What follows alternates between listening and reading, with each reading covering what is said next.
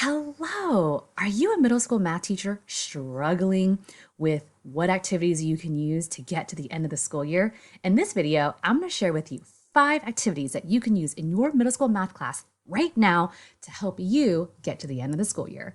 If we don't already know each other, my name is Kathy Martin, and I'm the creator of the Prealgebra Teachers Middle School Math Membership. Okay, let me know, be honest, let me know in the comments. Are you ready for summer vacation? I know I am. I know the time between state testing and the last day of school can be such a stretch with what activities we can use. How do we keep our students engaged? How do we keep them from bouncing off the walls because spring has sprung and students are excited to get to the end of the school year? Okay, so let's dive in. I have 5 activities for you that you can use right now to help you get to the end of the school year, no matter how many days or weeks you have left. So, activity number 1. I love in these last few weeks of school to play games. And in particular, I know you're like, wow, games, big whoop. Okay, no. Hear me out. My favorite game that students beg to play, legit beg to play, is called Grudge Ball. I have a video where I talk more about it and I'll link it into the video. It'll be either here or here, and you can check out the video more in depthly where I explain the rules, explain how to play. But really, all you need is a Nerf basket, which you can buy at Target for like 20 bucks or on Amazon, and really just a set of questions. And if you have access to task cards or anything like that, you don't even need to make your own. Like I use task cards personally. They're made, they're already done. So there's really no prepping. The prepping is really figuring out what you want your questions to be, but they can be anything, really. Like it's not that deep, okay? Like don't make it a huge deal.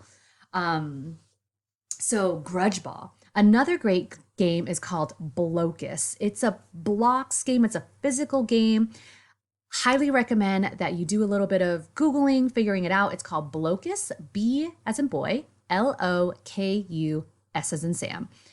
It's a fun pattern recognizing, kind of more geometry based game, but that's another game that's really awesome. But definitely check out Grudge Ball. Check out that video I've linked for you to see how to play it, because I promise you, your students are going to love it.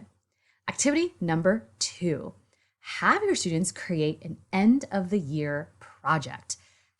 These projects can be anything. It can be a Google Slides or PowerPoint presentation based on where you give them the math concept. So if you tell your students, okay, group A, which is like, a group of 4 students, you guys are going to create a presentation on distributed property. All right, group number 2, you're going to create a presentation on the quadratic function, whatever. Like assign different math topics and have them create a Google Slides presentation. Or they can create a poster. I love using posters because I like to do gallery walks where I give pairs of students or individual students, that could work too, a math concept, and then they create a little mini poster, like 8.5 by 11, maybe a little bigger, 11 by 15, whatever the like construction size paper is. They draw me a picture, they create a beautiful poster. I put it all around the classroom, and the students will literally do a gallery walk, just like you walk around an art gallery, admiring art.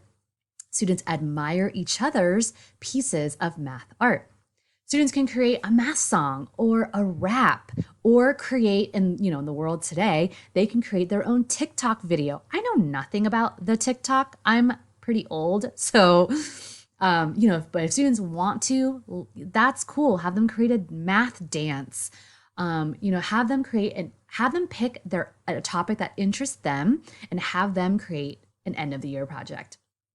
Activity number 3, use real world activities. One of my favorite things to do at the end of the year is to really spend some time, since in theory, we've kind of covered all of the math standards that we're going to cover. So now we have a little bit of flexibility in our schedule where I want to keep on reminding them of the topics we've learned. I don't want them to forget things, but also it's kind of a nice time to be able to do other things like talk about budgeting, talk about money, talk about, like savings. And I actually have 2 budget activities that I can link below in the description if you want to use them.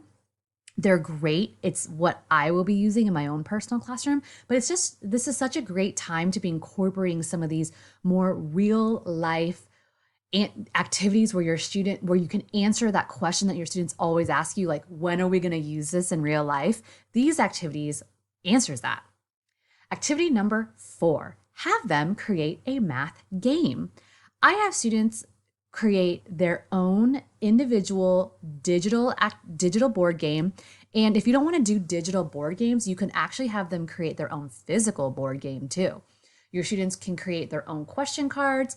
They can create their own like board where they create spaces around the board where they can put, skips and blocks and stops and, go back 3 spaces on a board game.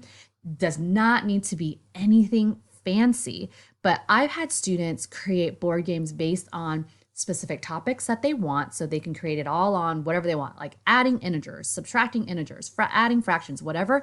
Or they can kind of create like a whole review game based on things that we've learned through the year. I will pick the number of questions I want them to write because I don't want them to be going on forever. So I'll say, okay, each board game must include 20 questions. So they're only responsible for 20 questions and of course an answer key, and then have them create little movable pieces and then create a board game. It's super fun. It definitely can take a few days. It's an ongoing presentation or an ongoing project. And at the end, they can swap games and play each other's games. It's great. And the last activity, number 5, is have them write a short reflection on what they thought of the school year. It can be overall, or it can be simply about your math class, what they've learned, what improvements they've thought they've made, what they kind of, wish they'd done better, what they think you could do better. That's always a fun one. And just kind of have them assess and reflect over the school year.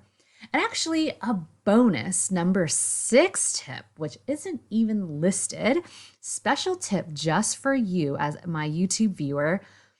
I love having, and students actually really love this too, is to create or have them write one piece of advice for the kids coming into your class.